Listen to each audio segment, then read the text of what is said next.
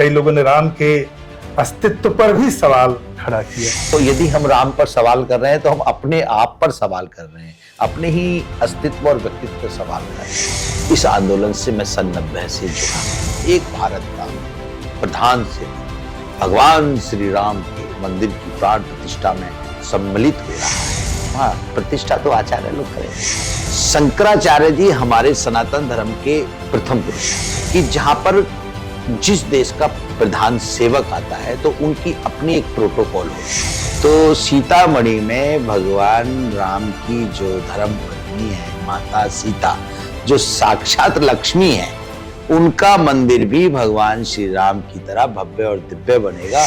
नमस्कार। जिस देश में जन्म से लेकर मृत्यु तक राम है, सोहर से लेकर राम नाम सत्य है तक राम है, लोक में राम है, साहित्य में राम है, सिनेमा में राम है, संगीत में राम है, भजन भोजन में राम है, गणना गणित में राम है, हमारे जीवन में राम है, जीवन शैली में राम है, धड़कन में राम है, उस देश में राम पर अनगिनत सवाल हो रहे हैं। राम की जीवन शैली और राम का जीवन संघर्ष ऐसा है कि राम सभी सवालों के जवाब हैं, फिर भी सवाल हो रहा है। और जैसे जैसे 22 जनवरी 2024 की तिथि नजदीक आ रही है, ये सवाल बढ़ते ही जा रहे हैं। आपको पता है कि 22 जनवरी 2024 को अयोध्या में राम मंदिर में राम की प्रतिमा का प्राण प्रतिष्ठा हो रहा है, और जैसे जैसे तिथि नजदीक आ रही है ये सवाल बढ़ते जा रहे हैं। तो इन सवालों पर बात करना जरूरी है। और आज हमारे साथ हैं, आप पीछे देख सकते हैं कि मैं कहाँ खड़ा हूँ, श्री स्वामी बालकानंद गिरी जी महाराज, जो कि आनंद पीठाधीश्वर आचार्य महामंडलेश्वर हैं। आज मैं उनके पास हूँ इन सवालों के जवाब के लिए। स्वामी जी नमस्कार, प्रणाम। बहुत बहुत स्वागत है आपका इस कार्यक्रम में। आप देख रहे हैं कि कैसे कैसे सवाल, कई लोगों ने राम के अस्तित्व पर भी सवाल खड़ा किया। क्या कहेंगे आप इन लोगों के ऊपर, इन सवालों के ऊपर? जी, जो लोग भगवान श्री राम के अस्तित्व पर सवाल कर रहे हैं, मुझे लगता है उनको ज्ञान नहीं है, वो विवेकहीन है। क्योंकि जो विवेक जिसके अंतःकरण में है, जिसने पुराणों का अध्ययन किया है या हमारी संस्कृति के जो पुस्तक हैं उनका अध्ययन किया है, वो ऐसे प्रश्न नहीं कर सकता, ऐसे सवाल नहीं कर सकता। भगवान श्री राम सबके हैं, ये सब लोग जानते हैं पूर्णतः, फिर भी लोग सवाल करते हैं तो उनका विवेक कम है, उनको ज्ञान कम है, उनकी मानसिकता संकीर्ण है, उनको आभास नहीं है अपने ही व्यक्तित्व का कि वो सवाल किस पर कर रहे हैं। क्योंकि राम तो अंतःकरण में है, तो यदि हम राम पर सवाल कर रहे हैं तो हम अपने आप पर सवाल कर रहे हैं, अपने ही अस्तित्व और व्यक्तित्व पर सवाल कर रहे हैं। क्योंकि राम सर्वव्यापी है, जो सर्वव्यापी है उस पर सवाल नहीं किया जाता। आपको कुछ अजीब नहीं लगता कि राम के देश में ही राम पर सवाल हो रहे हैं?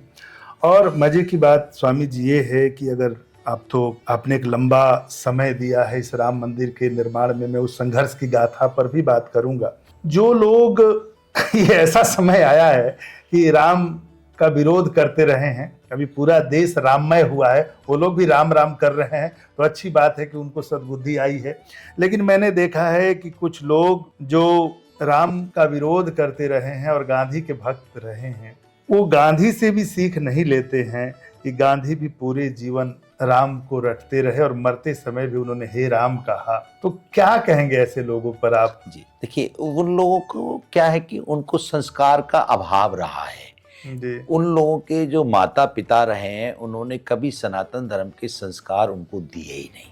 जिसको सनातन धर्म के संस्कारों के बारे में पता ही नहीं है, जिनको अपने पूर्वजों का इतिहास नहीं पता, तो वो लोग ऐसी बात करते हैं। गांधी जी सनातनी थे, गांधी जी भगवान राम के अनन्य भक्त थे, इसलिए पूरे जीवन काल तक, जब तक वो जीवंत रहे, तब तक उन्होंने राम के आचरणों को ही फॉलो किया, अपने अंतःकरण में धारण किया, और उनके रोम रोम में राम थे। इसलिए लास्ट समय में, अंत समय में जब उन्होंने प्राण को त्यागा, शरीर को छोड़ा, तब भी उनके मुख से निकला हे राम, तो वो राम में ही हुए। तो राम सर्वव्यापी, इसलिए मैं बोलता हूँ जी, जी। कि और जो गांधी जी को अपना आदर्श मानते हैं, तो गांधी जी के आदर्श थे राम, तो जी। उनको तो और ज्यादा राम के प्रति समर्पित होना चाहिए। यदि वो समर्पित नहीं हो पा रहे हैं तो ये उनकी बुद्धिहीनता है, उनके माता पिता ने उनको संस्कार नहीं दिए, ये कमी है, और उनको आभास ही नहीं है कि मैं कौन हूं। जब उनको ये आभास हो जाएगा तो वो राम के परम भक्त बन जाएंगे। चलिए, आप कब राम के परम भक्त बने, राममय कब हुए, उस पर हम बात करेंगे। और भी बहुत सारे सवाल हैं जो प्राण प्रतिष्ठा को लेकर उठ रहे हैं, वहां पर जिनको आमंत्रित किया गया है उनके जाने नहीं जाने को लेकर उठ रहे हैं। कई लोग कई तरह का विवाद भी खड़ा कर रहे हैं, उन सभी सवालों पर बात करेंगे। आप स्वामी जी, आप राममय कब हुए, अध्यात्म की ओर कब मुड़े? जी, मैं शिक्षा पूर्ण होने के बाद सन 1990 में, जब इस आंदोलन की शुरुआत बहुत पूर्ण चरम पर थी, तब मैं इस आंदोलन से जुड़ा। तो शिक्षा पूर्ण होने के बाद गुरुदेव के साथ हम लोग इस कार्य में लगे। तो हमारे पूज्य गुरुदेव ने इस आंदोलन में बहुत योगदान किया है। साध्वी दीदी ऋतंबरा जो हमारी गुरु बहन है, उन्होंने बहुत योगदान किया है, इसमें पूरा समय इसमें लगाया है। तो इस आंदोलन से मैं सन 90 से जुड़ा, और मेरे मन में एक पीड़ा रही है शुरू से कि जिनको हम सोते बैठते उठते खाते पीते नहाते धोते आते जाते हर वक्त राम का उच्चारण करते हैं, उनके मंदिर पर विवाद क्यों?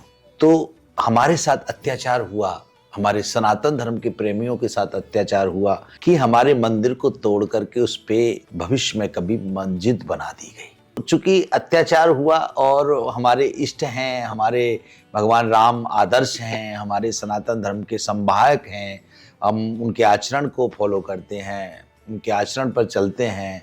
राम कथाओं के माध्यम से समाज को, जनता को हम लोग कैसे जीवन में रहना चाहिए वो सब सिखाते हैं।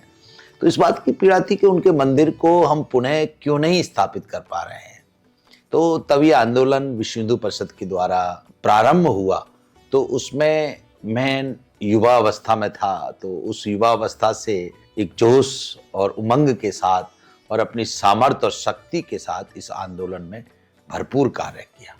देखिए, दो फ्रेम बनता है। एक बात कह रहे हैं आप 500 साल पहले की, जब उस मंदिर की जी। उस पर मस्जिद आया।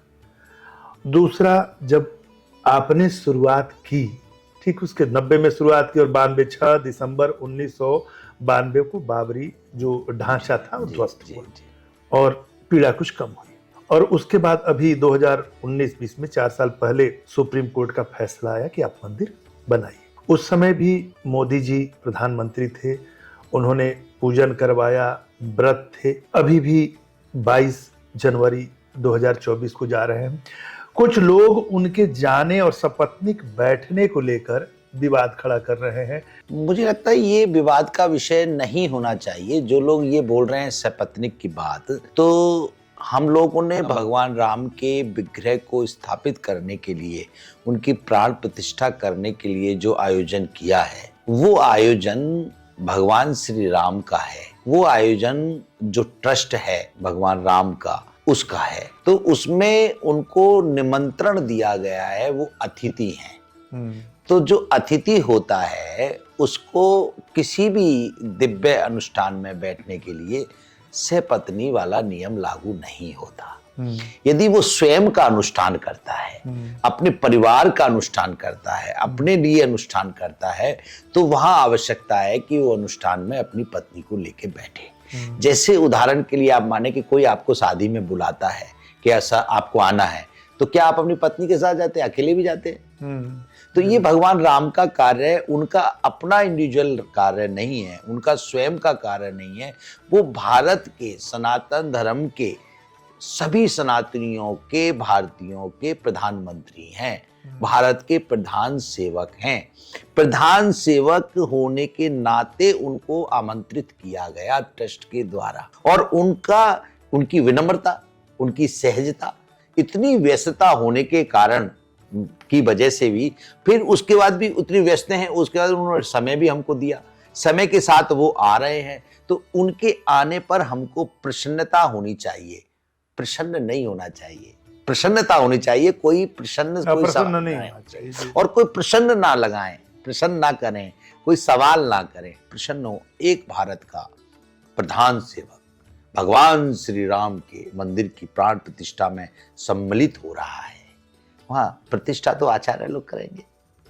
मतलब ये है कि सपत्नीक बैठना जरूरी नहीं है, उनका वो स्वयं का कार्य कोई होता आयोजन होता तब वहां जरूरी है। होते। ये देश का है और देश का है और स्वयं भगवान राम का और ट्रस्ट का है।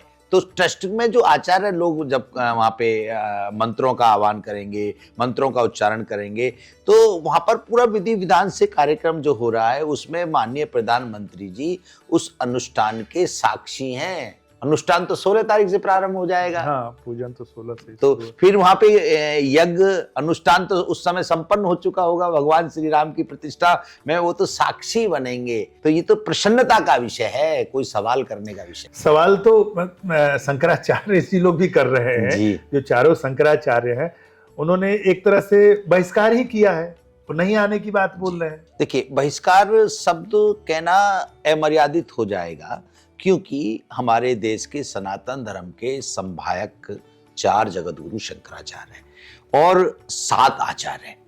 7 आचार्य, 7 हमारे अखाड़े हैं सन्यासियों के। ऐसे टोटल हमारे अखाड़े हैं 13 जी। और 13 में 6 अखाड़े हैं उदासी और वैरागियों के और 7 अखाड़े हैं सन्यासियों के। तो 4 जगत गुरु शंकराचार्य और 7 आचार्य सन्यासियों के अखाड़ों के। उनमें से केवल एक हमारे माननीय शंकराचार्य जी ने ये कहा है कि भाई प्रतिष्ठा में, प्राण प्रतिष्ठा में शंकराचार्य कोई नहीं आ रहे। तो मुझे नहीं लग रहा आचार्य सब जा रहे हैं, तीनों मतलब दोनों शंकराचार्य जा रहे हैं, मतलब उनका सहमति है। क्या कारण है उनको ना बुलाने का भी, वो भी मैं आपको क्लियर कर देता हूं कि जहां पर जिस देश का प्रधान सेनापति, प्रधान सेवक आता है तो उनकी अपनी एक प्रोटोकॉल होती है। शंकराचार्य जी हमारे सनातन धर्म के प्रथम पुरुष हैं भाई, उनके द्वारा हमारा सनातन धर्म की चीजें चलती हैं, हमारे वेदों की ऋचाओं पे ज्ञान, हमारे शास्त्रों पे ज्ञान उनके द्वारा माध्यम से चलता है। तो उनकी भी अपनी प्रोटोकॉल है। अब दोनों प्रोटोकॉलों को अगर हम लिंक करें तो वहां पर व्यवस्थाएं अनुकूल नहीं बैठती समाज के, इसलिए उनको कहा गया कि आप प्राण प्रतिष्ठा में आए, आपका स्वागत है, परंतु प्राण प्रतिष्ठा भगवान श्री राम की है, भगवान श्री राम सबके हैं, इसलिए भगवान श्री राम की प्राण प्रतिष्ठा में आप भक्त बन करके आए। जैसे हमारे 7 आचार्य भगवान की प्राण प्रतिष्ठा में भक्त बन करके जा रहे हैं। यदि हम आचार्य बन के जाए तो हमारा प्रोटोकॉल होगा। अब प्रोटोकॉल होगा तो इतनी प्रोटोकॉल वहां पे कैसे व्यवस्थित होगी। तो इसलिए विश्व हिंदू परिषद की तरफ से निवेदन से सम्मान संतों को किया गया कि आप सब भगवान के भक्त बन करके भगवान की इस प्राण प्रतिष्ठा में सम्मिलित होकर के भगवान श्री राम के इस कार्य को पूर्ण करें। तो वो यदि नहीं आ पा रहे हैं, उनकी अपनी कुछ बात रही होगी, परंतु मुझे नहीं लगता कि कोई शंकराचार्य भगवान राम का विरोध करेगा। नहीं, राम का विरोध उन्होंने कहीं नहीं किया, ये कहीं नहीं लिखा। उनके नहीं आने और शामिल होने और नहीं शामिल होने की बात है। उनकी पर्सनल अपनी बात है कि मैं नहीं आ रहा हूं, परंतु बहिष्कार नहीं है। बहिष्कार करने का अधिकार स्वयं का हो सकता है, परंतु भगवान राम का कौन बहिष्कार कर सकता है। जिस राम के लिए हम लोग नित्य प्रतिदिन सोते बैठते उठते खाते पीते नहाते धोते श्री राम जय राम जय जय राम करते हैं, उन भगवान राम के इस कार्य का कौन बहिष्कार कर सकता है। बहुत सारे नेता भी कर रहे हैं। देखिए, नेता और अभिनेताओं की जो बात आप करते हैं, नेताओं का जो मोटिव है वो है राजनीतिक। तो नेता जो बहिष्कार कर रहे हैं, मुझे लगता है वो विवेकहीन है, उनको ज्ञान नहीं है, उन्होंने अध्ययन नहीं किया। उनको पहले तो वो बोलते थे राम है ही नहीं, काल्पनिक हैं। अब राम का सब कुछ प्रमाणित हो गया, राम का मंदिर भी बन गया। अब उनको इस बात का दुख है कि हमको निमंत्रण नहीं दिया, आमंत्रित नहीं किया। अब जिनको आमंत्रित कर दिया वो कह रहे हैं कि हम लोग नहीं आ रहे। भाई नहीं आ रहे, तुम्हारा मन, ये तो भगवान का कार्य है, भगवान के लिए सब एक समान है। जो भगवान के इस कार्य में सम्मिलित होगा उसको भगवान का आशीर्वाद मिलेगा, जो सम्मिलित नहीं होगा तो भगवान उसको भी कोई विरोध तो करेंगे नहीं उसका, वो भी खुश रहे। जिसकी रही भावना जैसी, तीन मूरत प्रभु देखी तैसी, उसी रूप में उसको दर्शन हो जाएगा। अच्छा, इस बीच चंपत राय जी का बयान भी चर्चा में है। उन्होंने इसको रामानंदी संप्रदाय का कार्यक्रम बताया है। उन्होंने जो बताया है, उनका कहने का तात्पर्य क्या था, पहले आप वो समझ लें, उसका स्पष्टीकरण होना अति आवश्यक है। जी। कि उन्होंने कहा कि राम मंदिर तो रामानंदाचार्यों का है। जी। तो जैसे हमारे शंकराचार्य जी, शंकराचार्य मतलब शंकर आचार्य, तो जो शंकर के उपासक हैं, ऐसे ही रामानंदाचार्य जो हमने बताया 13 अखाड़ों में से शैव्य और वैष्णव 7 अखाड़े सन्यासियों के हैं जो भगवान शंकर के उपासक हैं, और 6 अखाड़े वैष्णवों के हैं जो भगवान राम के उपासक हैं। जी। तो जो भगवान राम के उपासक हैं रामानंदाचार्य, तो जो राम की परंपराओं के आचार्य हैं, तो उनका कहने का तात्पर्य है कि ये मंदिर राम की परंपराओं के अनुकूल रामानंदाचार्यों का इस पे उतना ही अधिकार है जितना समस्त देश का अधिकार है। ठीक है। तो जैसे कोई होता ना, जैसे जाति का कुछ बात, भाई ये अग्रवाल है, ये है, ब्राह्मण है, ये है, ऐसे नहीं होता। ऐसे एक बात उन्होंने कही कि ये मंदिर जो है रामानंदाचार्यों का भी इस पे उतना ही अधिकार है। नहीं तो मंदिर पर तो देश के हर नागरिक का, हर भक्त का अधिकार है जी। और उसी तरह से इसकी तैयारी हो रही है। पूरा देश उत्साहित है। तो इस ढंग की टिप्पणी, हाँ, मतलब उन्होंने, उनका कहने का तात्पर्य ऐसा कुछ नहीं था। अच्छा, गलत ढंग से लिया गया मतलब प्रेस ने, किसी ने किसी भी बात से लिया। उन्होंने बड़े सामान्य बात में, जैसे आप मुझसे पूछ रहे हैं, कोई सामान्य बात अगर मेरे से पूछी, जैसे आपने अभी उनके लिए पूछी माननीय प्रधानमंत्री जी के लिए कि सपत्नी नहीं आ रहे, तो मैंने बताया उनका इंडिविजुअल कार्यक्रम नहीं है, तो उनको निमंत्रण दिया गया है, तो इसलिए वो सपत्नी नहीं आएंगे। क्योंकि अब सन्यासी हम लोगों को बुलाया जा रहा है या किसी और को बुलाया जा रहा है, या किसी और लोग भी, इतने कितने भक्त ऐसे होंगे जो बिना पत्नी के उस अनुष्ठान में सम्मिलित होंगे। तो ऐसा नहीं लगता कि अच्छा, ये इतिहास साक्षी रहा है कि जो बड़े बड़े यज्ञ हुए हैं, अनुष्ठान हुए, तो उसमें विघ्न आते ही आते हैं। तरह तरह के सवाल, हमेशा इस सवालों की परंपरा रही है। मैं चलता हूँ आपका जो अखाड़ा है, पंचायती आनंद अखाड़ा, उसके तरफ से क्या तैयारी चल रही है? देखिए, उसकी तरफ से समस्त भारत वर्ष में जितने भी अखाड़े के प्रतिष्ठान हैं, मंदिर हैं, आश्रम्स हैं, बड़े बड़े भव्य मंदिर हैं, समस्त भारत में है, ऐसा नहीं कि एक ही जगह है। तो उन समस्त भारत के मंदिरों में आनंद अखाड़े के जो मंदिर हैं, आश्रम्स हैं, वहाँ सब पर दीपावली का आयोजन किया गया है। दीपावली, दीप जलेंगे, भगवान राम की जो विग्रह है, मूर्ति है, वो पूर्ण रूप से सजा करके उनका पूजा अनुष्ठान। और हमने ये कहा है अपने अखाड़े को कि आप सभी जगह गरीबों को भोजन प्रदान करें। अभी सर्दी है तो गरीबों को कंबल प्रदान करें। जैसे हमारे इस आश्रम में, इस मंदिर में 22 तारीख को गरीबों को भोजन, गरीबों को वस्त्र, गरीबों को कंबल प्रदान किए जाएंगे। क्योंकि भगवान राम की प्रसन्नता, भगवान राम का राम राज्य 22 तारीख से प्रारंभ हो रहा है। राम राज्य का मतलब ही है कि कोई दुखी ना रहे, सब सुखी रहें, सबको भरपेट भोजन मिले। तो वो शुरुआत हम अपनी समझ से ही कर रहे हैं कि हमारे इस क्षेत्र का कोई व्यक्ति उस दिन भूखा ना रहे।